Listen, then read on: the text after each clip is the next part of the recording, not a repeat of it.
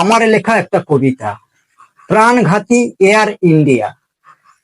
12ই June বাজলো এমন, কালের মৃত্যু ঘন্টা 1:39 দুপুর, চমকে উঠল মনটা।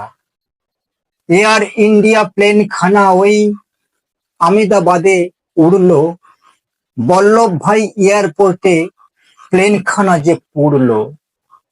পুড়লো যেমন, পড়লো তেমন, বাইরামজি জিজি ভয়, যেটি একটি খ্যাতনামা মেডিকেল মেস হোস্টেল হয়।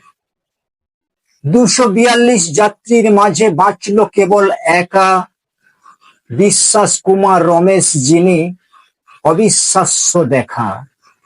241 কালের চক্রে ঝলসে গেল দেহ, অবুঝ শিশু সদ্যজাত রক্ষা পেল না কেহ।